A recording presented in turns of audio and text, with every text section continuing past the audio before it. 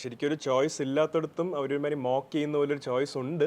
നിന്റെ തീരുമാനമാണ്, നിന്റെ കാര്യം നീ നോക്കുക, മേക്ക് ദ റൈറ്റ് ചോയ്സ് എന്ന് പറഞ്ഞ് കൊടുക്കുന്ന പോലത്തെ ഒരു അവസ്ഥയാണ്. As in you really don't have a choice. അവർ പറയുന്ന വഴിക്കേ പോകാൻ പറ്റും.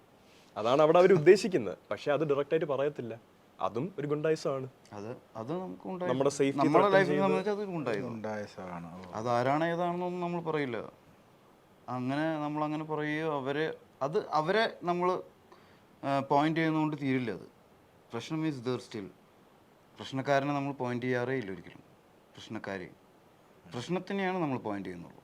അതുകൊണ്ടാണ് നമ്മൾ ആരാണ് എന്താണ് സിറ്റുവേഷൻ ഒന്നും പറയാത്തത്. We want to destroy that situation.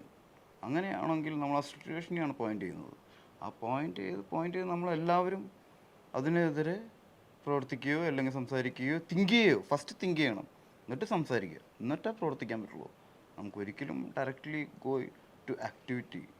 മനസ്സ വാച കർമ്മ എന്ന് ആദ്യം മനസ്സിലാക്കണം, തിങ്ക് ചെയ്യണം, പിന്നെ വാമൊഴി സംസാരിക്കണം അതിനെ പറ്റിയിട്ട്, പിന്നീട് പ്രവർത്തി സാധ്യമാവും. തീർച്ചയായിട്ടും.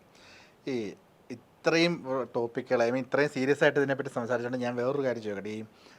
സീരിയസ് ആയിട്ടുള്ള കാര്യങ്ങളല്ല, വളരെ കാര്യമായിട്ട് പറഞ്ഞേ. ലൈഫിൽ നടന്ന കാര്യങ്ങൾ മാത്രം. ഈ ചിലർക്ക് സീരിയസ് ആയിരിക്കാം, ചിലർക്ക് ഫണ്ട്